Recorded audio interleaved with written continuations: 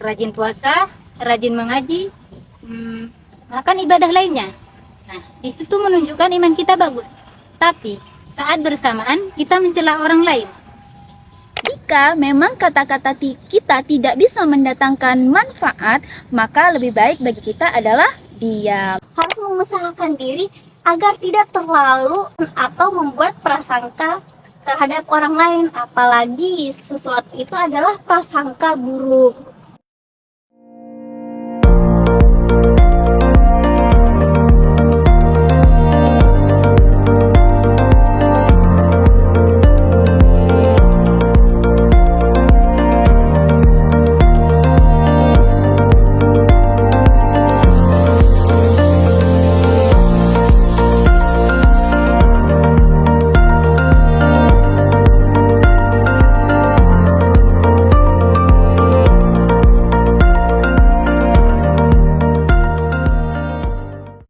Bismillahirrahmanirrahim. Assalamualaikum warahmatullahi wabarakatuh. Baik, di sini saya akan membacakan surat Al-Hujurat ayat 12. A'udzu billahi minasy syaithanir rajim. Bismillahirrahmanirrahim. Ya ayyuhalladzina amanu jtanibu katsiran minadh-dhanni inna ba'dadh-dhanni itsmun wa la tajassasu wa la yaghtab ba'dukum ba'dha ayuhibbu ahadukum an ya'kula lahma akhihi maytan fakarihtumuh wattaqullah innallaha tawwabur rahim. Yang artinya, wahai orang-orang yang beriman, jauhilah banyak dari prasangka. Sesungguhnya sebagian prasangka itu dosa, dan janganlah kamu mencari-cari kesalahan orang lain, dan janganlah ada di antara kamu yang menggunjing sebagian yang lain. Apakah ada di antara kamu yang suka memakan daging saudaranya yang sudah mati? Tentu kamu merasa jijik. Dan bertakwalah kepada Allah, sesungguhnya Allah Maha Penerima Tobat, Maha Penyayang. Nah, adapun asbabun nuzul ayat 12 ini menjelaskan tentang perintah untuk menjauhi prasangka buruk dan menggunjing orang lain. Allah menggambarkan orang-orang yang menggibah seperti memakan daging saudara sendiri atau bangkai. Nauzubillah min zalik. Nah, dalam buku Asbabun Nuzul, sebab turunnya ayat karya Imam As-Suyuti dijelaskan.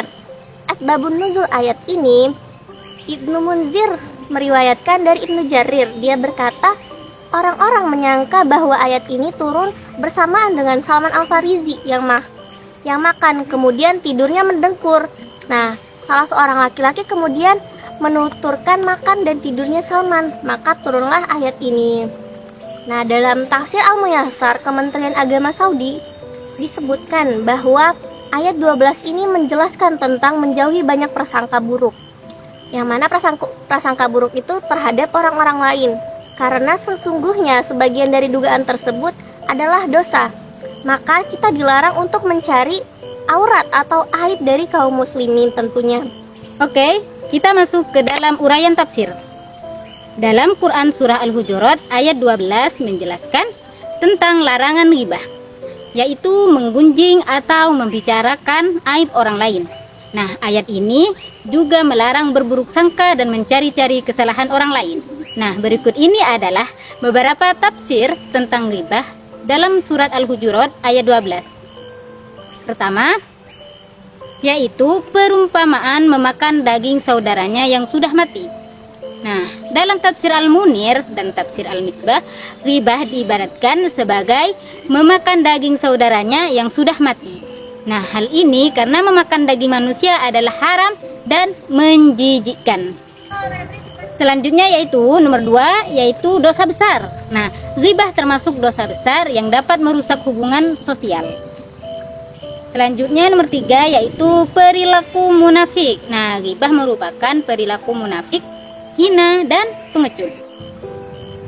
Oke, sebagaimana dijelaskan tadi bahwa di dalam video ini kita akan mengangkat satu ayat dari Al-Quran, yaitu surat Al-Hujurat ayat 12, yang mana di situ ada penggalan suatu ayat yang berbunyi wala tajassasu wala yaghtab ba'dukum ba'dha. Nah, dari penggalan ayat ini kita bisa ambil tema yaitu tentang ghibah. Nah, gunanya dari tema ini adalah untuk menspesifikasi pembahasan dalam video kali ini.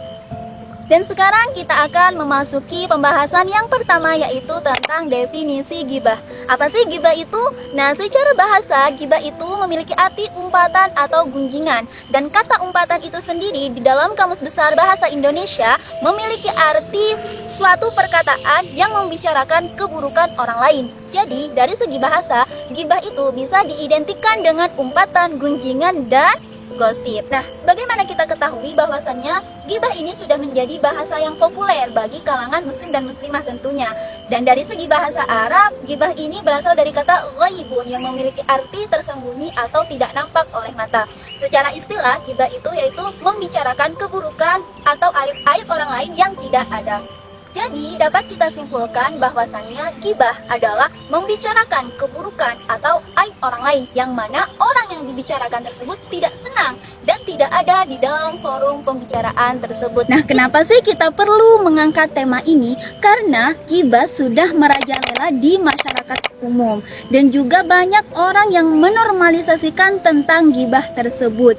Dan untuk menghilangkan kebiasaan buruk ini tentu perlu kesadaran dari tiap individu. Oke, jadi dampak negatif dari ghibah itu sendiri bisa kita klasifikasikan menjadi 3 poin. Yang pertama itu secara sosial, yang kedua secara psikologi atau kesehatan mental, dan yang ketiga yaitu dari segi keimanan. Kita bahas dari yang pertama terlebih dahulu, yaitu secara sosial. Jadi ghibah ini bisa merusak hubungan sosial masyarakat. Yang pertama itu bisa merusak relasi. Kenapa ghibah itu bisa merusak relasi? Karena ghibah itu biasanya ada karena ketidaksukaan atau kekesalan seseorang terhadap orang lain. Hal ini tentunya tidak bisa menyelesaikan masalah. Di dalam Islam itu sendiri ada istilah yang namanya tabayyun, yaitu kita kalau ada suatu hal buruk yang dilakukan oleh orang lain, kita perlu meminta penjelasan dari pihak tersebut kenapa melakukan hal keji tersebut. Nah, dari situ kita nanti akan menemukan sebuah solusi tentunya. Kemudian yang kedua, bisa merusak reputasi.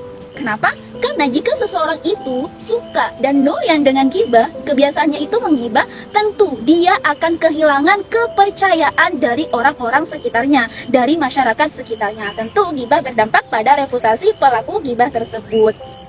Itu yang kedua. Kemudian yang ketiga, itu bisa memicu kehancuran solidaritas umat. Karena praktik ghibah ini bisa memicu atau menghancurkan keharmonisan suatu umat. Oke, sekarang kita memasuki poin kedua, yaitu secara psikologi. Nah, jadi praktik ghibah ini selain menghancurkan sosial masyarakat, juga berpengaruh buruk pada kesehatan mental atau psikologi seseorang. Karena apa? Jika praktik ghibah ini terus dilakukan, itu akan memicu emosi negatif pada diri kita. Bayangkan saja, jika kita dalam keadaan baik-baik saja, kemudian kita menerima informasi buruk, tentu itu akan memicu dan menghancurkan suasana hati kita. Poin yang ketiga yaitu dari segi keimanan. Sebagaimana di dalam hadis dijelaskan, "Man kana yu'minu billahi wal yaumil akhir falyaqul khairan aw liyasmut." Barang siapa yang beriman kepada Allah dan hari akhir, hendaklah ia berkata baik atau diam. Jadi, ungkapan dari berkata baik atau diam itu memiliki makna yang sangat dalam, di mana di situ ada anjuran kepada kita untuk selalu berbicara yang bijaksana, yaitu artinya hendaklah bagi kita untuk selalu berkata baik atau berkata yang mendatangkan kemanfaatan. Jika tidak bisa berkata baik, hendaklah bagi kita itu adalah diam. Ini adalah mengandung nasihat di mana perlu kita untuk berpikir dahulu sebelum bertindak atau mengucapkan. Jadi kita harus pastikan bahwasannya setiap hal yang terucap dari mulut kita itu tidak mendatangkan kemudaratan atau tidak merugikan orang lain. Baik teman-teman, kita masuk ke pembahasan hukum ghibah yang mana telah Allah jelaskan dalam Al-Quran surah Al-Hujurat ayat 11 posisi sebelah kiri. halaman kedua juz 26. A'udzubillahi minasyaitonirrajim. Ya ayyuhalladzina amanu la yaskhar qaumun min qaum. Wahai orang-orang yang beriman, janganlah kalian saling mencela. Ketika kita mengaku beriman dan lisan kita digunakan untuk mencela orang lain, maka ini menunjukkan kurangnya dalam iman kita, lemahnya iman kita. Mungkin kita terlihat rajin sholat, rajin puasa, rajin mengaji, bahkan ibadah lainnya. Nah, di situ menunjukkan iman kita bagus. Tapi saat bersamaan kita mencela orang lain. Nah, ini menunjukkan penurunan iman kita. Karena ibadah ritual akan nampak dalam nilai-nilai sosial dalam bentuk akhlak. Maka Nabi memperingatkan orang yang melakukan dosa sosial, maka pahala ibadahnya akan dipindahkan kepada yang dicela. Dan perlu kita ketahui bahwasanya dosa ghibah adalah dosa besar, yang mana dosa ini tidak akan Allah ampuni, sehingga pelaku tersebut meminta maaf kepada orang yang telah dighibahi.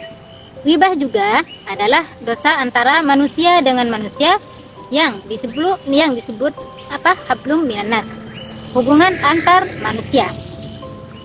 Dan apabila kita ingin bertaubat dan kita menyesali perbuatan kita, ghibah yang dimaksud, maka Rasulullah ajarkan dengan dua amalan ini. Apakah amalan tersebut? Yaitu satu, amalannya yaitu istaghfir laka wastaghfir lahum, mintakanlah ampunan untuk dirimu dan dirinya. Dua, membicarakan kebaikan orang tersebut yang telah digibahi, maksudnya bicarakanlah kebaikannya di tempat yang mana engkau sebelumnya menggibahi orang tersebut. Nah, itu dua cara dan ilmu yang Rasul ajarkan kepada kita untuk bertaubat dari dosa ghibah. Nah, adapun faktor yang melatar belakangi terjadinya ghibah, yang pertama itu melampiaskan amarah.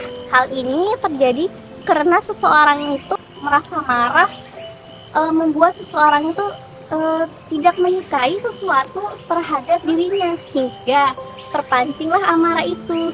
Jadi untuk melampiaskan amarah tersebut, ia melakukan ghibah untuk mengeluarkan amarah yang ada dalam dirinya.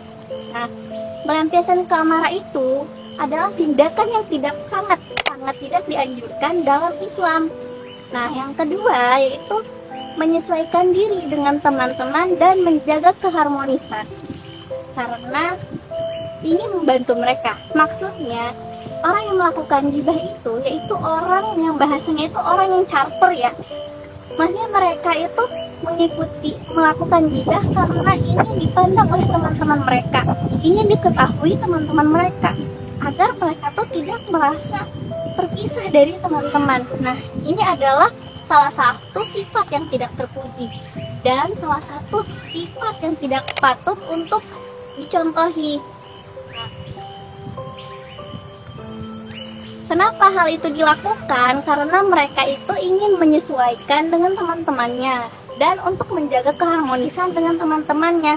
Jadi mereka itu melakukan suatu kegiatan yang mengundang hal-hal negatif, yaitu ghibah. Nah, kemudian faktor ketiga yaitu melalui candaan dan lelucon. Nah, mereka itu membuat candaan dan lelucon menyebutkan seseorang dengan maksud untuk membuat orang-orang itu tertawa. Bahkan banyak yang mencari-cari kesalahan orang lain untuk membuat suatu candaan, padahal itu adalah sesuatu yang tentu tidak baik dan itu sangat dilarang oleh Allah Subhanahu wa taala. Karena ghibah ini yaitu menceritakan aib dari orang lain. Contohnya, si fulana yang tuli. Ada seseorang mengatakan, si fulana tuh tuli gitu. Nah, tentu itu perbuatan yang sangat-sangat dilarang oleh Allah Subhanahu wa taala, dan tentu itu Allah tegaskan dalam Quran surah Al-Hujurat ayat 12 ini. Nah, selanjutnya yaitu cara menghindari ghibah. Beberapa strategi untuk menghindari perbuatan ghibah sesuai dengan ajaran Islam Quran surah Al-Hujurat ayat 12, yaitu yang pertama, ijtanibu katsiran minadh-dhon, yaitu menjauhi kebanyakan prasangka. Nah, di sini itu manusia itu selalu harus mengusahakan diri agar tidak terlalu cepat dalam mengambil keputusan atau membuat prasangka terhadap orang lain, apalagi sesuatu itu adalah prasangka buruk. Nah, disitulah maka ayat ini turun karena untuk menjauhi manusia, mengingatkan untuk jangan melakukan prasangka-prasangka, apalagi prasangka yang buruk. Nah, yaitu dengan menilai sesuatu atau seseorang tanpa dasar yang jelas atau berdasarkan asumsi yang belum tentu itu asumsi benar. Nah, hal ini seringkali muncul dari ketidakpastian, ketakutan, atau kebiasaan berpikir yang negatif. Nah, yang kedua, wala tajassasu, yaitu menghindar mencari keburukan. Nah, di sini kita sebagai manusia itu tentunya harus dapat menyadari bahwa mencari-cari keburukan orang lain itu atau mengarah dengan mencari keburukan orang lain itu pada hal-hal yang negatif ataupun positif. Kalau positif itu sangatlah baik ya. Tapi kalau mengarah ke hal-hal yang negatif dari sudut pandang yang sangat buruk, tentu itu mengundang persepsi-persepsi lain. Nah, kalaupun mengambil manfaat dari sudut pandang yang baik, ya, kita tentu dibolehkan. Dalam konteks ini, mencari keburukan itu bukan sebatas menilai orang secara negatif, tapi juga berusaha mencari kesalahan atau kelemahan pada mereka yang sebenarnya mereka sendiri tuh tidak perlu dibesar-besarkan, bahwa aib itu tuh aib milik mereka. Nah, hal ini tentu dapat merusak hubungan sosial, memperburuk suasana hati, serta mengganggu kedamaian pikiran kita. Nah, kemudian cara menghindari ghibah yaitu wala yaghdab ba'dukum ba'dan, dan janganlah sebagian dari kamu menggunjing sebagian yang lain. Nah, maksudnya itu menghindari ghibah yaitu menjauhi perbuatan menggunjing atau menyebarkan informasi yang itu tuh belum tentu benar, apalagi terkait orang lain. Nah, manusia diharapkan memiliki prinsip untuk tidak mencari-cari keburukan orang lain. Kenapa? Karena manusia itu adalah makhluk sosial. Tentu manusia tetap membutuhkan orang lain, karena manusia itu saling membutuhkan. Oke, sebagaimana kita ketahui bahwasannya pada setiap perintah Tuhan pasti akan melahirkan kemaslahatan bagi seluruh alam. Begitu juga dengan larangan-larangan Tuhan. Pasti di balik itu ada sesuatu keburukan yang bisa mendatangkan suatu kemudorotan. Begitu juga dengan ghibah. Kenapa ghibah ini dilarang oleh Allah Subhanahu wa taala? Karena ghibah ini dapat merusak, pertama, dapat merusak hubungan sosial antar masyarakat. Kedua, jika ghibah ini terus dilakukan, itu akan mempengaruhi psikologi atau emosional kita. Dan yang terakhir, itu akan merusak keimanan, akan memperkeruh hati seorang penggibah. Jadi maka dari itu dilarangnya ghibah ini karena memang ghibah ini mendatangkan suatu kemudorotan kepada pelaku ghibah ataupun orang yang dighibahi. Oke teman-teman, sekian dari kami. Semoga bermanfaat.